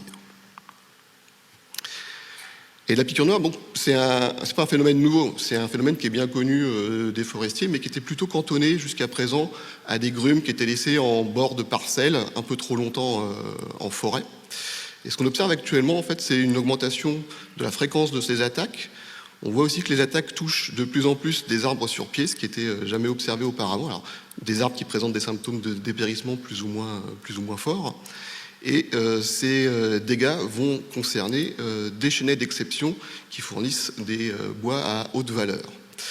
Alors le problème, c'est que la piqûre, évidemment, elle altère la qualité des bois, la qualité mécanique de manière assez évidente. Vous avez des trous, même s'ils font que quelques millimètres de diamètre dans le bois, ça contraint fortement son utilisation. On suppose aussi que ça peut entraîner des modifications de la qualité biochimique, donc modifier les composés qui sont présents dans le bois, ce qui, en cascade, peut avoir des impacts sur les spiritueux qu'on va élever dans les tonneaux issus de ces bois. Donc ça réduit notamment leur utilisation potentielle, alors principalement en méranderie et tonnerie, assez intuitivement on ne peut pas faire un tonneau avec du bois troué, mais ça va aussi affecter d'autres applications, par exemple la parqueterie de luxe, voire même la commercialisation de bois de charpente. Certaines poutres, même si elles n'ont que quelques petits trous de quelques millimètres, ça peut freiner leur commercialisation chez les scieurs. Donc ça a un impact qui est assez fort sur la commercialisation, et un bois qui est piqué, il va perdre facilement la moitié de sa valeur, voire jusqu'à 80-90% en fonction du degré de dégradation. Donc par rapport à ça, en fait, même si c'est un phénomène qui est connu, c'est un phénomène qui a été relativement peu étudié jusqu'à présent parce que c'était pas très problématique, et la filière en fait elle a un manque de connaissances par rapport à ce problème émergent. Alors concrètement, en fait, on ne sait pas exactement quels sont les insectes qui vont coloniser les arbres et causer des piqûres noires. Je vous ai dit que la communauté elle était relativement diversifiée, une dizaine d'espèces qui sont à la fois des espèces natives et des espèces exotiques, mais on ne sait pas qui cause les dégâts actuellement. Et on s'intéresse aussi en fait à savoir concrètement les dégâts mécaniques et biochimiques qu'elles vont générer et en quoi ça peut gêner l'utilisation des bois. Donc pour répondre à ça, en fait, un travail préliminaire qui a été mené à Chantilly, ça a été d'abattre et de mettre sous nasse 33 chênes, plus ou moins piqués. Les nasses en fait ont été disposées plusieurs mois. Elles ont permis tout simplement de collecter les insectes émergents du bois qui s'étaient développés à l'intérieur, et donc on a pu grâce à ça les identifier. On a aussi procédé à des carottages sur ces grumes pour analyser les communautés fongiques qui étaient présentes dans les bois plus ou moins piqués, et on a procédé aussi à des analyses chimiques pour voir un petit peu les propriétés biochimiques de ces bois plus ou moins piqués. Donc ça a été un travail qui était multidisciplinaire, hein. Ça a associé des entomologistes, des pathologistes, des chimistes, multi-équipes aussi, puisqu'il y avait des universités et l'INRAE qui étaient impliqués. Et évidemment, c'est un travail qui a été fait grâce à l'appui précieux des bénévoles qui sont venus religieusement relever les collecteurs de manière régulière et qui nous ont bien aidés pour le suivi. Alors, rapidement, en termes de résultats, qu'est-ce qu'on a obtenu? Donc, dans CNAS, on a collecté un peu plus de 6000 spécimens d'agents de piqûre avec 8 espèces différentes. Donc, on a retrouvé une communauté qui était assez diversifiée, même à l'intérieur des grumes d'une seule et même forêt, avec 3 espèces qui dominaient largement, qui étaient des espèces natives, donc originaires de chez nous.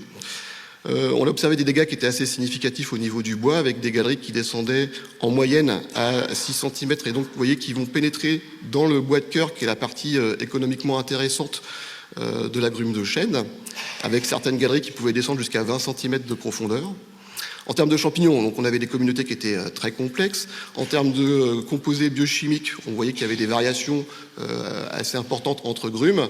Et actuellement, donc, dans les semaines qui vont venir, là, on a une stagiaire qui va tenter de faire une analyse croisée de tous ces paramètres pour essayer de voir en quoi la piqûre peut modifier de manière importante ou pas les propriétés biochimiques, les communautés fongiques présentes dans les bois. Et ce travail, en fait, ça a été un point de départ pour des études de plus grande ampleur spatiale, puisque ces travaux préliminaires ont constitué une base solide qui nous ont permis donc de débuter 2 autres projets, à la fois en forêt, notamment dans le bassin ligérien, qui est le bassin principal d'approvisionnement en chêne à haute valeur en Europe, ainsi que dans des scieries et dans des méranderies, donc qui sont indiqués par les points rouges là. Et l'objectif ici, ça va être de déterminer donc les facteurs environnementaux qui sont plus ou moins prédisposants aux attaques d'insectes, développer des outils de diagnostic et de gestion pour les forestiers, donc des outils concrets, optimiser la façon dont on peut conserver les grumes dans les parcs agrumes. Actuellement, ils sont conservés sous arrosage et ça peut poser certains problèmes dans un contexte de sécheresse, hein. On va peut-être vous interdire d'arroser des grumes, ce qui peut poser quand même quelques soucis. Et on a aussi pour objectif d'évaluer les débouchés potentiels pour ces bois piqués. Voilà. Je laisse la parole au grand homme vert.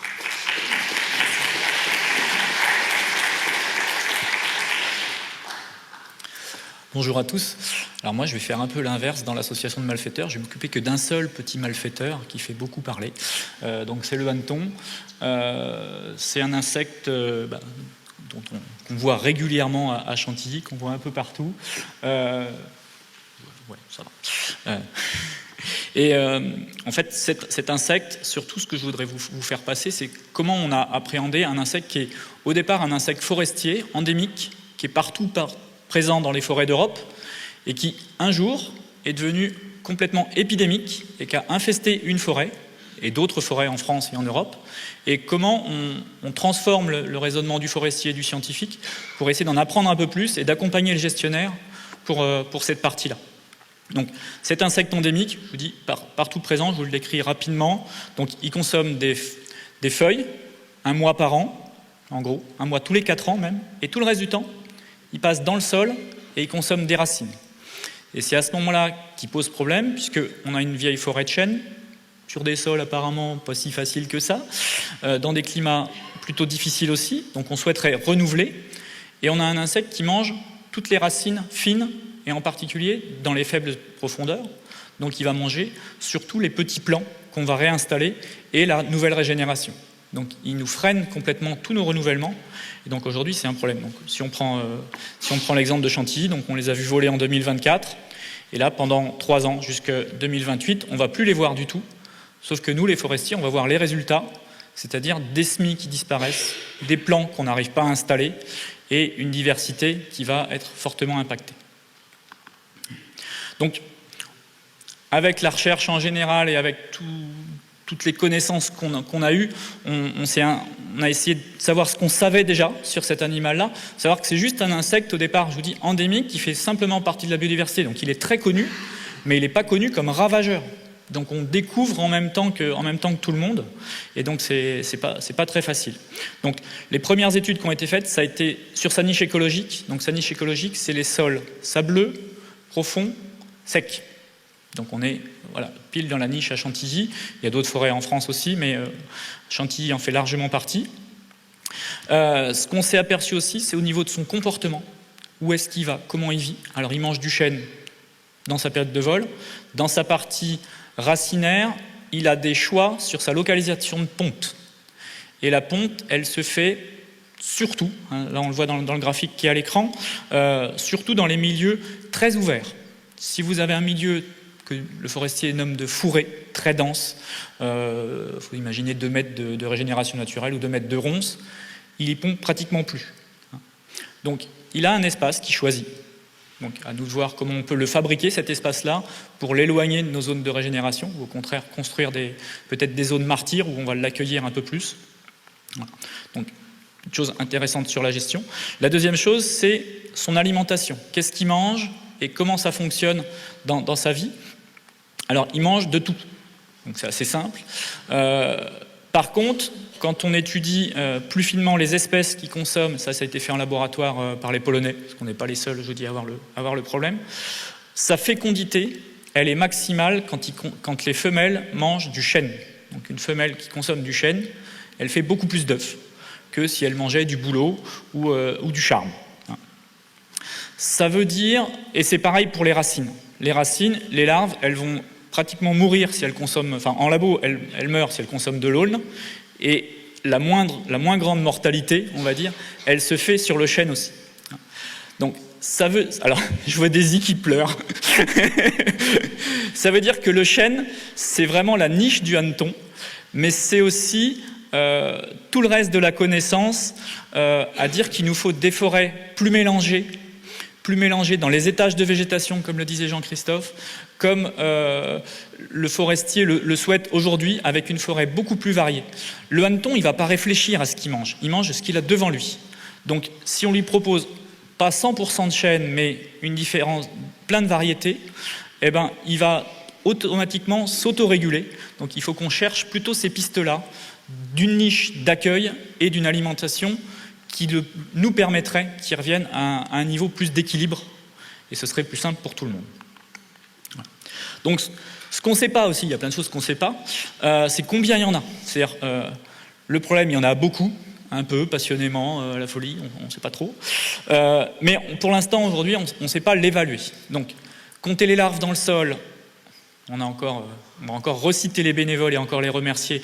Voilà. Grâce à eux, on a pu faire beaucoup encore de fosses et compter les larves dans le sol.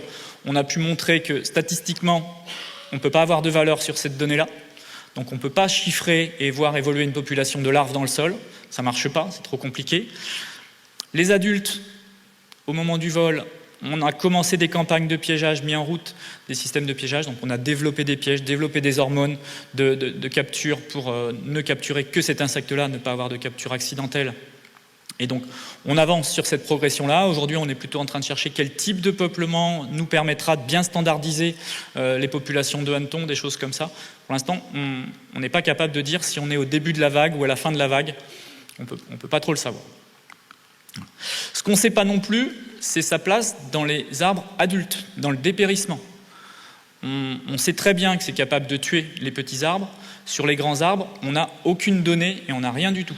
Des arbres dépérissants, il y en a ailleurs dans du sable, il y en a ailleurs sans sable et sans hanneton.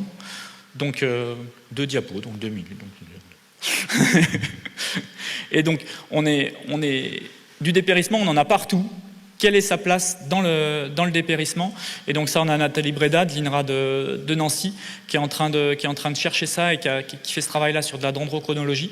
C'est un petit peu compliqué, mais en fait, elle cherche à vraiment cibler. On a la chance d'avoir en France 2 peuplements rigoureusement identiques, avec ou sans hanneton. Et donc on va pouvoir comparer qu'est-ce qui se passe au niveau dendrochronologie et au niveau stockage de matière dans le bois et au niveau des cernes pour comparer ça. C'est pareil, c'est en train de balbutier, c'est à l'étude, mais dans 2 ans, peut-être qu'on en reparlera. Voilà.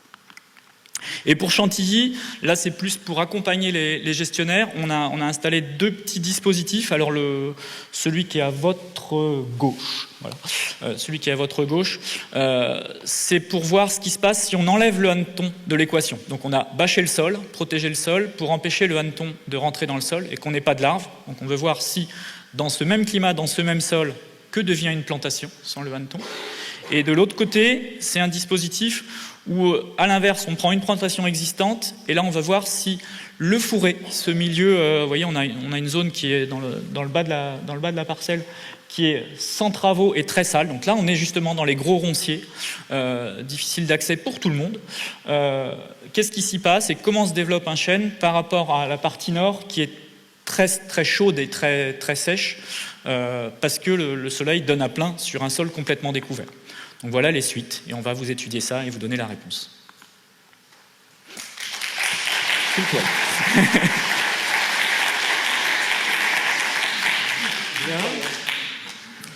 Eh bien, merci à tous qui ont respecté les horaires. On avait 4 minutes de retard au départ, on a 4 minutes de retard à l'arrivée, donc tout est bien. Je demande d'ailleurs à tous maintenant, tous les intervenants de cette matinée, de venir sur scène. Tous les intervenants de cette matinée. Voilà. Pour la séance de questions qu'a rassemblé Didier, donc je crois que nous avons beaucoup de questions comme hier.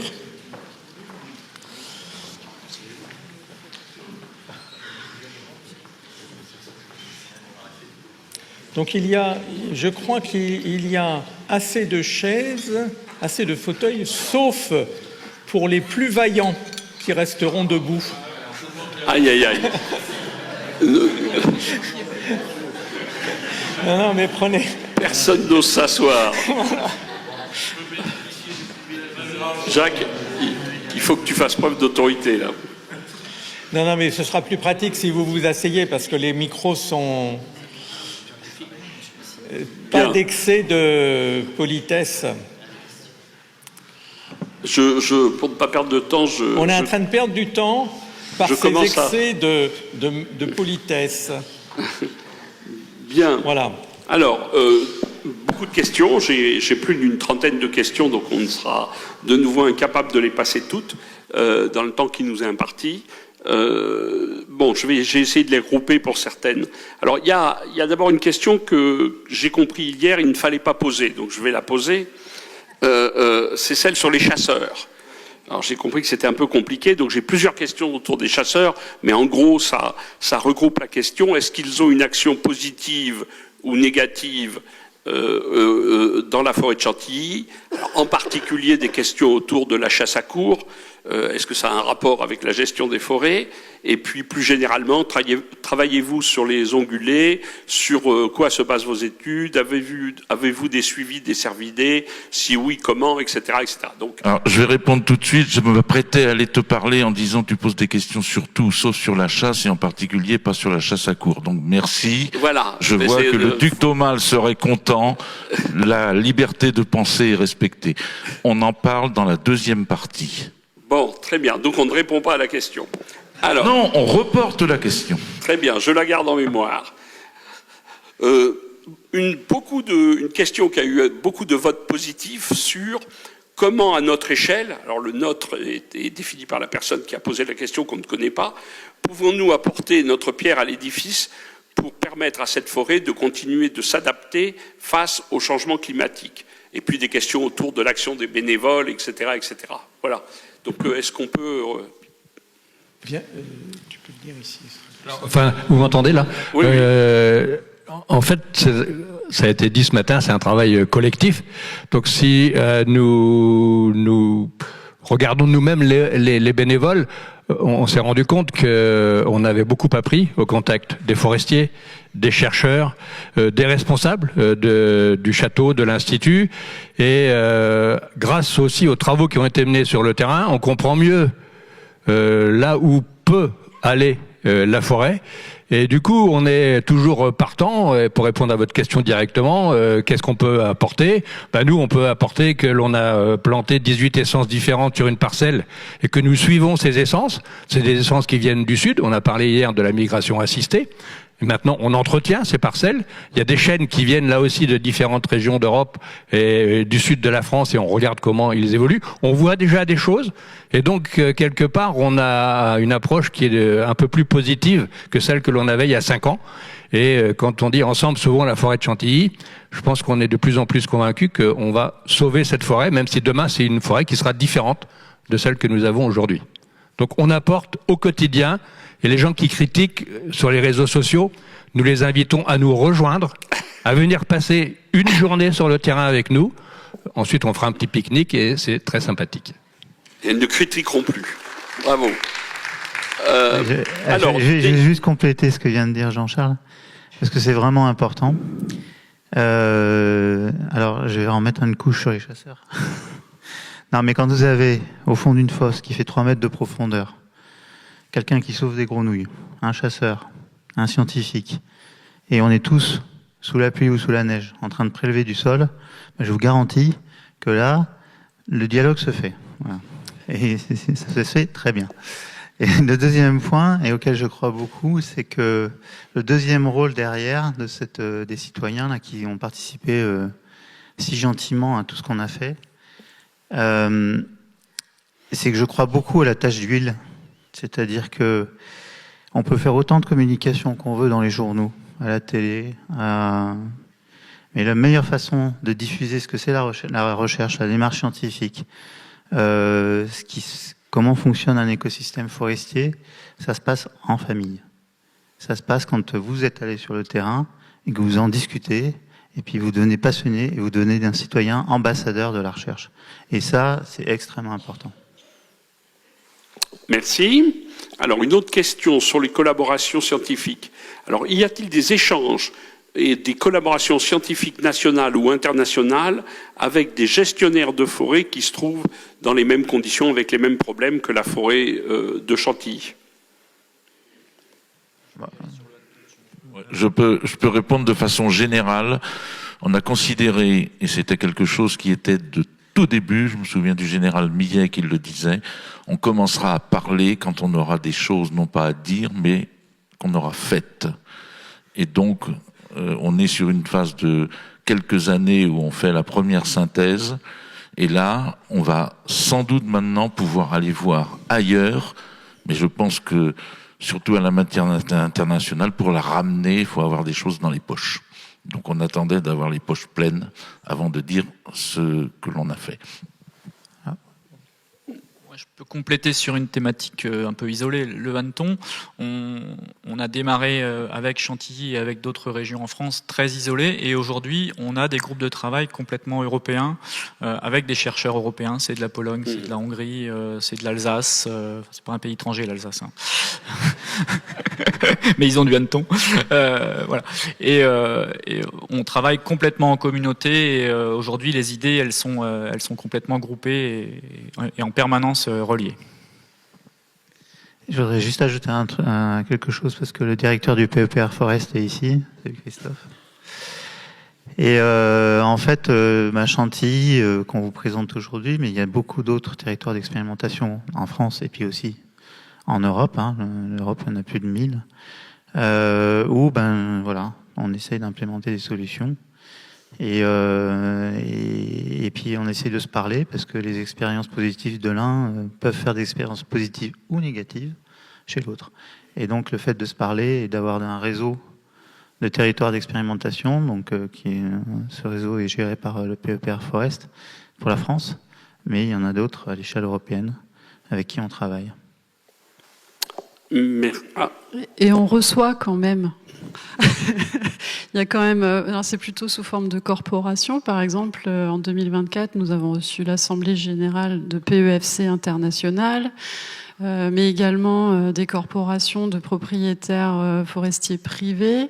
Et nous participons aussi à recevoir des étudiants. AgroParisTech est venu plusieurs fois. Et voilà. Merci.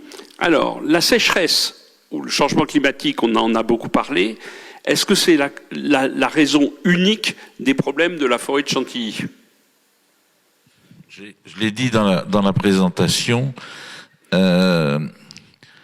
c'était trop facile de mettre tout sur le dos de la sécheresse, un bon terroriste, grand narcotrafiquant, et puis on expliquait tous les malheurs du pays.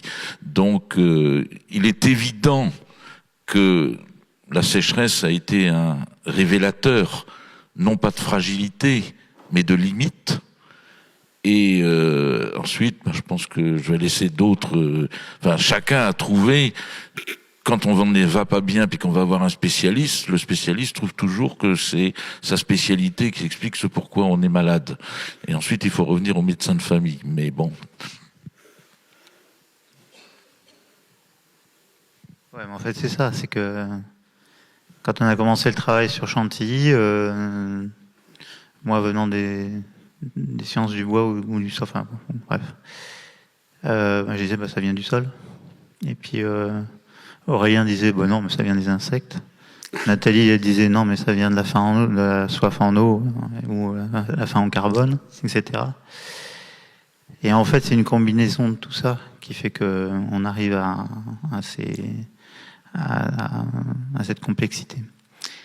Et mais je le redis, la diversité des situations qu'on a sur la forêt de Chantilly, et puis ça a été illustré aussi par Jean-Christophe, c'est que on a des leviers d'action, et il faut maintenant plus trop se focaliser sur les causes, mais plutôt sur les leviers d'action. Merci. Alors, une question pour Aurélie Deveau. Avez-vous des consignes d'exploitation pour limiter le tassement des sols par les engins forestiers, skideurs et abatteuses, etc. ? Alors, c'est pas un sujet d'étude sur lequel j'ai travaillé à Chantilly, donc j'aurais pas d'opinion à donner là-dessus.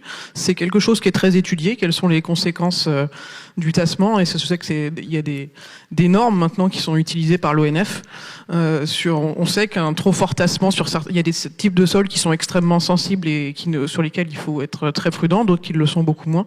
Mais ça, c'est des choses je ne suis pas compétente pour donner un avis.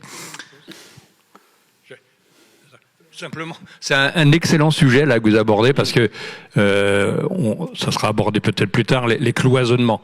Et donc c'est typiquement quelque chose qui fait énormément réagir les promeneurs, les joggeurs. Certains disent je peux plus passer, il y a des branches partout, etc. Quand on est en train de faire les cloisonnements, et c'est quelque chose que nous les bénévoles découvrons, et on a accompagné aussi donc cette démarche qui est en cours actuellement à Chantilly, qui fait beaucoup parler. Et notre rôle de bénévole, c'est aussi d'expliquer pourquoi on fait le cloisonnement. Donc, c'est pour que dans le futur, les engins puissent toujours utiliser cet endroit-là. Ça peut potentiellement aussi accueillir de l'herbe et donc des animaux derrière, etc. Et ça permettra de respecter le sol qui est entre chaque cloisonnement. Donc, c'est quelque chose qui, là aussi, est d'actualité. Tout à l'heure, vous allez voir une carte qui est parlante, obtenue par le LIDAR. Vous avez 95% de la forêt qui est circulée, mais partout. Et dans les sites d'expérimentation qu'on a au laboratoire, on a tassé le sol avec différents engins, avec différentes intensités. Ça fait 10 ans qu'ils sont mis en place. Le sol n'est toujours pas restauré, naturellement.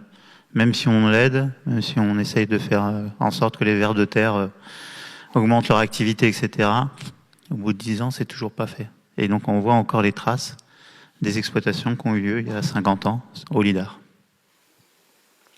Bien. Alors, plusieurs questions autour du remplacement des espèces liées au changement climatique et à l'évolution. Alors, en gros, les questions tournent autour, est-ce qu'il vaut mieux laisser les espèces se déplacer naturellement compte tenu du changement climatique, ou au contraire faire de la prévention et planter des espèces qu'on considère comme mieux adaptées avec les études que vous avez montrées sur la potentialité des espèces placées à des endroits différents sur la forêt de Chantilly. Donc est-ce qu'il faut agir ou au contraire laisser la nature envahir ou changer les espèces ? Il y a un proverbe chinois qui dit peu importe la couleur du chat du moment qu'il attrape les souris. Donc, je vais reciter là François Lefebvre, quelque chose qui m'a appris il y a 20 ans. Tant que c'est vivant, on le garde. Quand il y a des gamins qui arrivent, on en prend soin. Quand il y a des trous, on met autre chose. Et j'ai un autre maître ici qui est Guillaume de Coq, qui dit oui, mais si on va chercher ailleurs, il faut faire attention à ne pas aller chercher n'importe où. Donc il n'y a pas de réponse systématique, il n'y a surtout pas de mettre en opposition le fait de planter ou de régénérer naturellement, de laisser faire ou de rien faire. Je parlais des médecins, je trouverais assez bizarre d'aller voir un médecin généraliste et lui dire « Monsieur, je suis malade » ou « Madame, je suis malade, mais je vais vous expliquer ce que vous allez devoir faire pour vous en occuper. » Donc sur la question de la vitesse à laquelle les choses vont arriver, c'est évident que les chaînes du Sud pourront arriver naturellement à Chantilly. Ils l'ont fait au moins 20 fois dans l'histoire. Le problème, c'est qu'à chaque fois, ils ont mis 6 à 7 000 ans pour le faire. Donc là encore, je renvoie à ce que Benjamin pourra dire tout à l'heure. Et par contre, aller chercher des espèces, oui, à condition qu'ils n'arrivent pas à poil avec leurs racines sans avoir toute la biodiversité qui va autour. Donc c'est bien tout l'enjeu du travail de ce qu'est la migration assistée. Et je vous renvoie à un excellent livre qu'il faut lire, c'est le livre blanc sur les migrations d'espèces de la Société botanique de France, qui se laisse parfois aller à des choses un peu fortes, mais enfin qui donne quand même le cadre de la pensée. Donc nous, sur cet aspect-là, on n'a pas de dogmatisme. Mais on regarde toujours si le fonctionnalité va faire. Est-ce que les chats de la forêt de Chantilly continueront à attraper les souris? Merci. Alors peut-être la dernière question? On a encore une. Bien. J'en ai d'autres, sinon on réserve. Pas d'inquiétude. Alors, autour des EEE. Alors j'ai compris que les EEE, c'était les espèces exotiques envahissantes. Alors, est-ce qu'il faut... peut-on développer les interactions entre les EEE et les insectes ravageurs? Et quels sont les EEE à Chantilly? Alors, c'est 2 questions, mais je les ai regroupées. Alors, sur les plantes vasculaires, j'en parlerai un petit peu tout à l'heure. On a une grande voie de circulation qui traverse la forêt de Chantilly, c'est la voie ferrée, nord-sud, et qui ramène du budléia, qui ramène des solidages, qui ramène toutes les cochonneries dont on a l'habitude. Je ne suis pas persuadé qu'elles vont nous aider beaucoup, loin de là, parce qu'elles vont créer des blocages fonctionnels en fait dans la forêt, et elles vont plutôt, on va dire, empêcher la régénération en fait de ces forêts. Donc en fait, les espaces favorables pour les hannetons, par exemple, de sable sec, etc., bien séchard, ça va plutôt augmenter avec les espèces exotiques envahissantes. Mais j'en parlerai tout à l'heure, donc on va arrêter là. Très bien.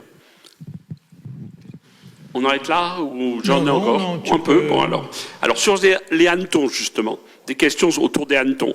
Alors, quelles sont les meilleures solutions? On en parlait de quelques-unes, ou disons les solutions les plus efficaces pour lutter contre les hannetons. Il y a une suggestion du public qui est de la favorisation des populations de chauves-souris pour consommer les hannetons en vol. Alors, j'ai compris que les chauves-souris spécifiquement attrapent les hannetons en vol. Alors, est-ce que, voilà, autour des hannetons, qu'est-ce qui est le plus efficace? Alors, pour le hanneton, alors, on commence par la chauve-souris. Allez, la chauve-souris, elle consomme du hanneton en vol déjà. Les noctules, par exemple, elles consomment beaucoup de hannetons et on continue à protéger les chauves-souris dans tous les massifs en général et dans les massifs hannetons. Ça permet de bien les suivre parce que voilà. Le problème, c'est que ce prédateur qui mange beaucoup de hannetons, il faut qu'il arrive à se nourrir 1 mois tous les 4 ans. Et donc pour développer une population qui serait en corrélation, c'est absolument impossible. Donc ça marche sur 1 année, mais l'année d'après, toute la progéniture elle crève de faim, elle peut pas manger assez de hannetons parce qu'ils sont plus là. C'est la même chose pour le sanglier dans le sol qui peut consommer des larves. Ils n'arrivent pas à tout manger. Et en plus, le hanneton, il descend à 70-80 cm de profondeur. Donc quand le sanglier il commencera à descendre à ces profondeurs-là, on aura d'autres problèmes de sol. Donc les prédateurs, ils nous aident et ils font partie de la lutte et de l'équilibre. On est avec un insecte qui s'est déséquilibré, on ne sait pas trop pourquoi, et donc il faut essayer de rechercher tous les points d'aide en équilibre. Donc favoriser les chauves-souris, c'est quand même une aide. Doser le sanglier, c'est aussi une aide, parce que le sanglier, quand il cherche une larve de hanneton, il réouvre la piste d'atterrissage pour le prochain hanneton qui arrive. Donc il faut qu'on arrive à doser tout ça. Des luttes réelles, on n'en a pas direct, hein. Donc on n'a pas d'avion avec d'insecticides ou des choses comme ça pour aller le chercher. De toute façon, on ne peut pas non plus inoculer de l'insecticide dans les sols pour les larves. Donc ce qu'on cherche, c'est plutôt comment lui donner son espace normal vers un espace naturel qu'on essaierait de doser. Donc on essaie de chercher mieux son optimum. Bien, encore une? On continue. Alors, une question pratique. On a entendu parler de visites guidées en forêt d'Ermenonville pour des lycéens. Comment se passe-t-il? Comment cela se passe? Comment en demander? Ça serait intéressant pour mes élèves de terminale. Donc je suppose qu'on a dans la salle au moins un professeur de lycée. Alors moi, je suis pas professeur, mais je suis bénévole. Et chaque année, donc nous, grâce à la communication qui est faite aussi par l'équipe de communication du château, les communes qui communiquent dans leur revue locale, je reçois, et maintenant ça devient systématique, des demandes d'enseignants de collèges et de lycées, le lycée Jean Rostand par exemple à Chantilly, et qui me demandent d'organiser une journée complète en forêt, donc courant juin, pour expliquer ce qu'est la forêt, comment on gère une forêt, quelles sont les conséquences du changement climatique sur la forêt de Chantilly et qu'est-ce que nous faisons collectivement pour essayer donc d'y répondre. Et puis, ce qui est sympathique à la fin de chacune de ces journées, là je vais pas parler du pique-nique, mais c'est qu'il y a un élève ou deux qui viennent me dire « Oh, c'est intéressant, comment peut-on devenir forestier par exemple ?» Donc ça, c'est quand même aussi un effet super sympa. Bien. Nous sommes exactement dans les temps, c'est-à-dire on a démarré avec 4 minutes de retard, on finit avec 5. Rajouter un truc. Parce que dans les lycées, il y a aussi tous les projets pédagogiques. Et Chantilly, c'est un excellent exemple, un excellent endroit, justement pour mener des projets pédagogiques où on peut faire de l'anglais, évidemment, du sol, de la végétation, etc. Et donc ça peut regrouper plein de disciplines qui sont enseignées dans les